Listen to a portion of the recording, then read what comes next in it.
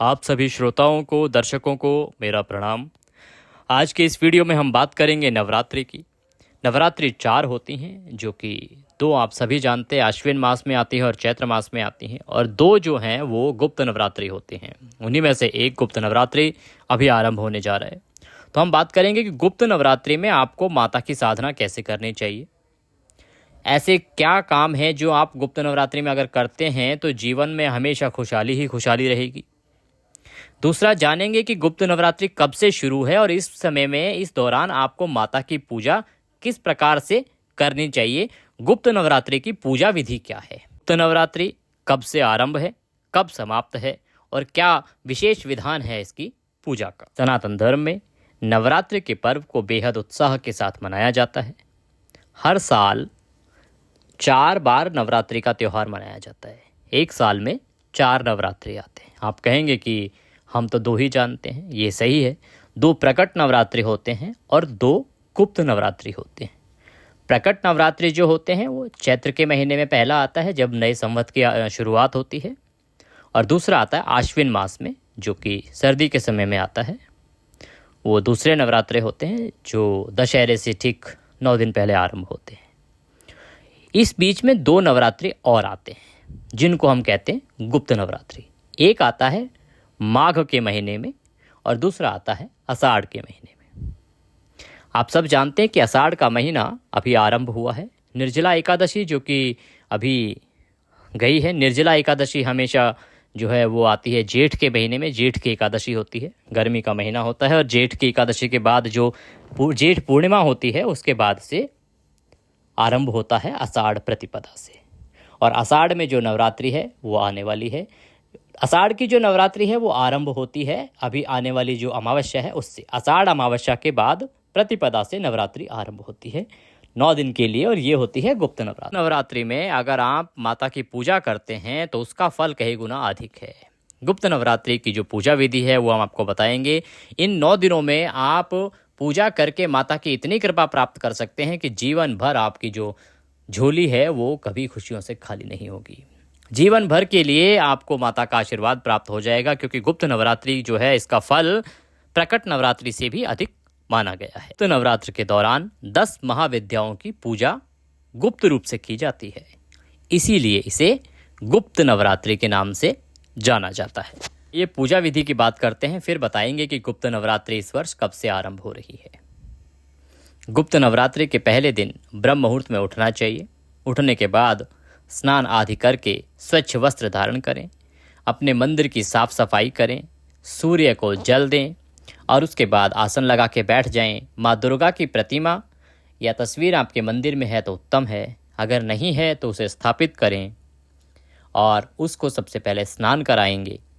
स्नान करा के साफ वस्त्र से पोंछ दीजिए। पोंछने के बाद माँ को रौली कुमकुम आदि का तिलक लगाइए, अक्षत लगाइए। वस्त्र के रूप में चुनरी माता को भेंट करेंगे। माता को चुनरी चढ़ाइए। 16 श्रृंगार की सामग्री अर्पित कीजिए। माँ को फूलों की माला पहनाइए। घी का दिया जलाइए। आप इस दिन अखंड ज्योत जला सकते हैं 9 दिन के लिए। एक ज्योत जलाएं, उसमें घी भरें और उसको 9 दिन के लिए आप जलाएंगे। अगर अखंड ज्योत, क्योंकि अखंड ज्योत का विधान ये है कि आप घर को खाली छोड़ के नहीं जा सकते, सूना छोड़ के नहीं जा सकते, बुझनी नहीं चाहिए। तो इसीलिए अगर आप नहीं कर सकते हैं ऐसा, तो आप प्रतिदिन भी दिया पूजा के लिए जला सकते हैं। तो आप एक ज्योत जलाइए, धूप दिखाइए और उसके बाद माता को सुगंधित इत्र अर्पित कीजिए। इत्र अर्पित करना अति शुभदायी है। माता को सुगंधित इत्र अगर आप प्रदान करते हैं, अर्पित करते हैं, तो आपको माता का आशीर्वाद प्राप्त होगा। ये एक उपाय भी है, एक प्रकार का टोटका है, इसीलिए आपको अवश्य ही माता को इत्र अर्पित करना चाहिए। और देसी घी का दिया जलाकर माता की आरती करें और उसके बाद दुर्गा चालीसा का पाठ करें। आप चाहें तो किसी पंडित जी से दुर्गा सप्तशती का पाठ करवा सकते हैं। अगर आपके पास कोई पंडित जी नहीं है तो आप हमारे नंबर्स पर संपर्क कर सकते हैं। आपको हम भी यहाँ से दुर्गा सप्तशती के पाठ के लिए ब्राह्मण उपलब्ध कराएंगे, क्योंकि हमारे ज्योतिष संस्थान में जितने भी ब्राह्मण हैं वो सभी संस्कृत के विद्वान हैं और सभी कर्मकांड के बहुत ही ज्ञाता हैं।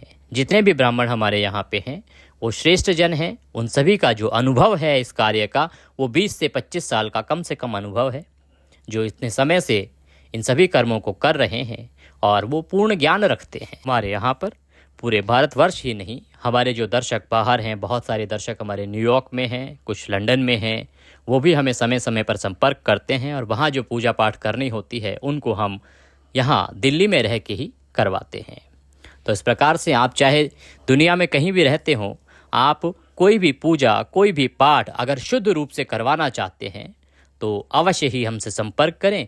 यहाँ से उस पूजा पाठ को संपूर्ण कराया जाएगा। जहाँ आपको बुलाना होगा वहाँ पे भी आया जाता है, अन्यथा कुछ पूजाएं ऐसी होती हैं जो यहाँ से बैठ के भी कराई जा सकती हैं। सप्तशती एक ऐसा पाठ है जो हर कोई ब्राह्मण नहीं कर सकता है, इसके लिए संस्कृत का विद्वान होना आवश्यक है। साथ ही माता के नवरात्रों की 9 दिन की जो पूजा है उसका जो विधान है वो संस्कृत का है, तो उसको भी अगर हम कहें कि कोई भी आके कर देगा तो वो संभव नहीं है।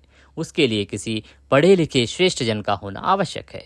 तो इसीलिए आप चाहें तो हमारे नंबर्स पर संपर्क कर सकते हैं ताकि आपकी नवरात्रि की जो पूजा है या दुर्गा सप्तशती का पाठ है या अन्य कोई पाठ हो, चाहे वो महामृत्युंजय का पाठ हो या नरसिंह देव का जो मंत्र है जो हर किसी के पास उपलब्ध ही नहीं होता उसका पाठ हो, या किसी भी प्रकार का कर्मकांड हो, वह सभी हमारे यहाँ से शुद्ध रूप से किया जाता है। तो इस प्रकार से आप पाठ करेंगे, माता की आरती करेंगे, माता को फल या मिठाई का भोग लगाएंगे, भोग लगाकर प्रसाद अपने बंधु बांधवों में, पारिवारिक जनों में वितरित करेंगे, माता को प्रणाम करेंगे और अपने दैनिक कार्यों में लग जाएंगे, जो भी आपके दैनिक कार्य हैं। ध्यान ये रखना है कि आने वाले 9 दिन तक आपको मन से शुद्धता बरतनी है। आपको मन में किसी के प्रति कोई वैर भाव, द्वेष, छल कपट नहीं लाना है। माता के चरणों में हमेशा अपने मन को लगा के रखना है। ब्रह्मचर्य का पालन करना है। हो सके तो आप 9 दिन तक धरा पर सोएं, अर्थात आप जमीन पर सोएं, तो वह उत्तम रहेगा। इस विधान से आप 9 दिन तक माता की पूजा करेंगे, अवश्य ही माता प्रसन्न होंगी और उनके आशीर्वाद से आपकी सभी मनोकामनाएं पूर्ण होंगी। अब बात आती है कि जो गुप्त नवरात्रि है ये 2024 में है कब। जान के अनुसार आषाढ़ माह के शुक्ल पक्ष की जो प्रतिपदा तिथि है, जिससे कि पहला गुप्त नवरात्रा होगा, वो आरंभ हो रही है 6 जुलाई को सुबह 4:26 से और इसका समापन होगा 7 जुलाई को सुबह 4:26 पर। इस प्रकार से आषाढ़ मास की जो गुप्त नवरात्रे हैं ये 6 जुलाई से आरंभ होंगे और ये समाप्त होंगे 15 जुलाई को। आप इस प्रकार से पूजा कीजिए, माता का आशीर्वाद प्राप्त कीजिए। हमारी माता से प्रार्थना रहेगी कि आपके सभी पारिवारिक जनों को माता का आशीर्वाद प्राप्त हो और आप जिस भी किसी मनोकामना की पूर्ति के लिए पाठ, जाप या नवरात्रि का पूजन कर रहे हैं वो मनोकामना आपकी अवश्य ही पूरी हो। वीडियो अच्छा लगे तो कमेंट बॉक्स में जय माता दी लिखना ना भूलें। इससे माता का आशीर्वाद आपको प्राप्त होगा और माता के आशीर्वाद से आपके सभी बिगड़े काम बनेंगे। माता से प्रार्थना करते हैं कि आपके पारिवारिक जन सभी को माता का आशीर्वाद प्राप्त हो। इसी आशा के साथ अभी लेते हैं विदा। अगले वीडियो में फिर होगी आपसे मुलाकात। तब तक के लिए जय माता दी।